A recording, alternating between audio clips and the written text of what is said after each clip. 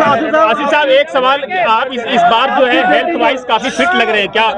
75 दिन की कस्टडी आपकी सेहत के लिए बूस्टर डोज? देखिए, मैं एक बात कह रहा था कि शायद मुझसे कोई बाहर ये कहता कि भाई 10 लाख रुपए लगेंगे, थोड़ा पेट आपका अंदर हम कर देंगे या थोड़ा वजन कम कर देंगे। मैं बहुत दिन से कोशिश कर रहा था कि कैसे वजन कम हो जाए, क्योंकि मैं मीठे का शौकीन हूँ, मीठा बहुत खाता हूँ, खाना तो कम ही खाता हूँ, उसकी वजह से वेट बढ़ जाता था। तो मेरा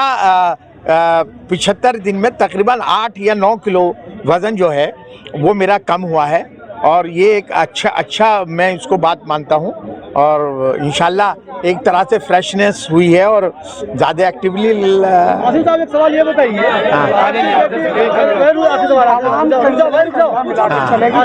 बताइए, बेटी आपकी काउंसलर है, तो आपको क्या ऐसी कोई चिंता रहती है कि मैं जेल चला गया हूँ, बेटी वहाँ, वैसे आपको चाहने वाले यहाँ बहुत लोग हैं, काम कैसे उसका हो रहा होगा, ऐसी कोई चिंता रहती है? ये रही, और मैं अरीबा को फ़ोन, क्योंकि हमें फ़ोन अलाउ है डेली अपनी फैमिली से बात करने के लिए, तो मैं अरीबा को डेली, लेकिन हाँ, क्योंकि अभी वो नई चुन के आई थी शायद। देखिए, मैं एक बात बता रहा हूँ आपको, ये मुझे थोड़ा सा एहसास रहा कि अरीबा को अभी जो तजर्बा होना चाहिए था, जो हम बताते, शायद जितना काम होना चाहिए था वो शायद नहीं हो पाया होगा, और बीच में कहीं ना कहीं हम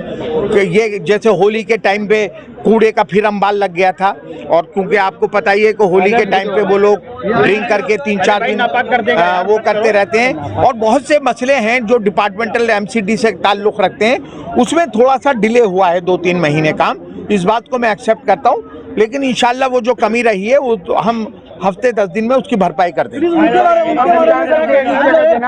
प्लीज उनके बारे में क्या कहेंगे जो इतने लोग आपके यहाँ चाहने वाले इंतजार कर रहे हैं आपका? देखिए, अल्लाह का शुक्र है, हमेशा से ओखला के लोगों ने मुझे प्यार मोहब्बत दी है। मैं इंडिपेंडेंट काउंसलर रहा, इंडिपेंडेंट MLA रहा, कांग्रेस पार्टी से भी रहा, और अब जब कांग्रेस के ऐसे बुरे हालात थे दिल्ली में कि 9 सीटें जीत कर आई, उसमें मेरी बेटी जो है, अल्लाह का शुक्र है, जीत कर आई। तो ओखला के लोगों का हमेशा मेरा, इसलिए मैं कह रहा हूँ कि मैं ये जुल्म किसी कीमत पर भी ओखला जामिया नगर के लोगों के साथ बर्दाश्त नहीं करूंगा। ये बिल्कुल, पुलिस ये वीडियो मेरा देख ले, और मैं किसी कीमत पर भी नहीं होने दूंगा। ये थे आसिफ मोहम्मद खां, आप देख सकते हैं उन्होंने किस तरह से सारी बातें कही हैं। उन्होंने साथ ही ये भी कहा है कि पुलिस की ज्यादती के साथ वो किसी तरह का कोई कंप्रोमाइज नहीं करेंगे। उन्होंने एक अदालत से जो कंडीशन लगाई गई है बेल में, उस पर भी उनका यही कहना है कि अदालत ने कहीं भी पुलिस को भ्रष्टाचार करने की अनुमति नहीं दी है, और वो कानूनी तौर से और तहरीकी तौर से दोनों को लेकर के संघर्ष जारी रखेंगे।